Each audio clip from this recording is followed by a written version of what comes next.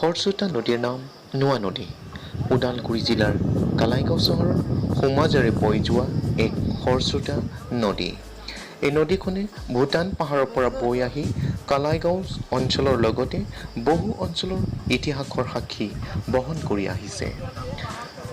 নদীখনৰ অৱবাহিকাৰ ইতিহাস ৰচি চকুৰ প্ৰচাৰতে বহু পথ পৰিৱৰ্তন কৰিলে, কিন্তু পৰিৱৰ্তন নহ'ল নদীখনৰ লগত সহবাস কৰি অহা কালাইগাঁও চহৰৰ সমীপৱৰ্তী পূব গেৰুৱাবাসী ৰাইজৰ। গাঁওবাসীৰ সমস্যা নোৱা নদীৰ মথাউৰি। বাৰিষা আহিলেই যেন চিন্তাই জমুৰি ধৰে গাঁওবাসীৰ প্ৰতিটো পৰিয়ালক। তথাপিও বহু আশাৰে জীৱন নিৰ্বাহ কৰি আহিছে গেৰুৱাবাসী ৰাইজ। সমস্যাৰে জৰ্জৰিত গাঁওবাসীয়ে মথাউৰিৰ সমস্যাৰ বিষয়ে বিপিএফ চৰকাৰৰ জনপ্ৰতিনিধিসকলক বহুবাৰ অৱগত কৰি আবেদন জনাই আহিছিল যদিও তেখেতসকলে কোনো ব্যৱস্থাই নললে।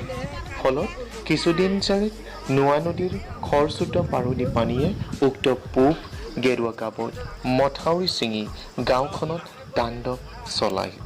বহু ঘৰবাৰী ভেটি উচন কৰাৰ লগতে খেতি পথাৰৰ বিস্তৰ ক্ষতি সাধন কৰিছে।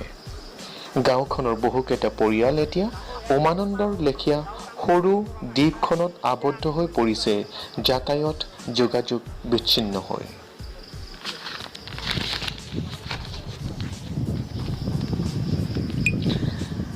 ইয়াৰ উপৰিও নোৱা নদীৰ মূল ধাৰা পৰিৱৰ্তন কৰি ইতিমধ্যে পূব গেৰুৱাবাসীৰ বিস্তীৰ্ণ কৃষিভূমি উপচাই বিস্তৰ ক্ষতি সাধন কৰিছে।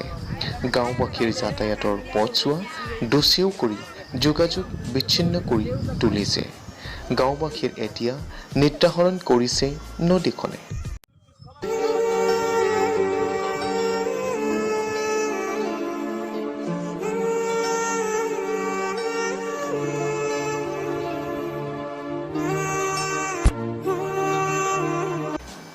গাঁওবাসীৰ ক্ষোভ এতিয়া জনপ্ৰতিনিধি কালাইগাঁৱৰ বিধায়ক মহেশ্বৰ বড়ো আৰু বিটিচিৰ প্ৰাক্তন EM জগদীশ চৰকাৰৰ ওপৰত ক্ষোভ উজাৰিছে। অলপৰ কাৰণে আমাৰ কিমান ক্ষতি হৈ গ'ল। এইটো কি নদী? এইটো নোৱা নদী বুলি কয়। Bureau report, news 24 বডোলে। বোকা তাৰমানে ৰোৱনী ভূঁই ৰুবা চবেই বোকা কৰিছিল খেতিটো।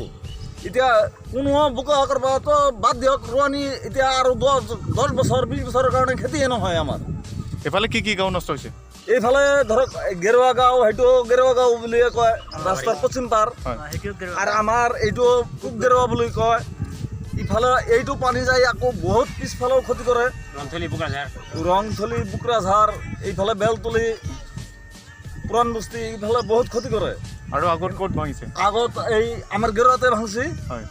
সেইটো ধৰক আপোনাৰ ৰাজেন্দ্ৰ আৰু নৰেশ বুলি নাম তেওঁলোকৰ, সিহঁতৰ ঘৰৰ সন্মুখেদি। সিহঁতে এতিয়া ঘৰ বাৰী একো নাই, এতিয়া ৰাস্তাত তিৰফলটা নাই, সিহঁতে বৰ্তমান বহি আছে, ঘৰত থাকি আছে, তিৰফলটা নাই এইখানে।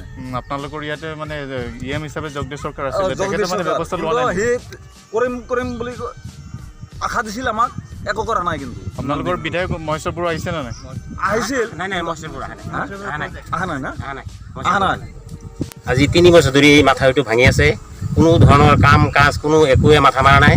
জগদীশ চৰকাৰ ডাঙৰীয়া তেওঁ ইফালেদি এই আমাৰ কীৰ্তন কমিটি আছে তাতে যায় গৈ আহে, কিন্তু এই মাথাউৰিৰ নামত কোনো আলোচনা নকৰে। আজিলৈকে কোনো মেৰামতি কৰে, কোনো একো কামেই নকৰে। আপোনালোকে আহ্বান জনাইছিল? আমি বহুত আহ্বান জনোৱা হৈছে, জনোৱাৰ পিছতো তেওঁ এইটো মানে কোনো মাথাই নামাৰে। এইটো এবাৰ ঠাইখন পৰিদৰ্শন কৰিবৰ কাৰণে তেখেত অহা নাই? নাই, তেওঁ অহা নাই।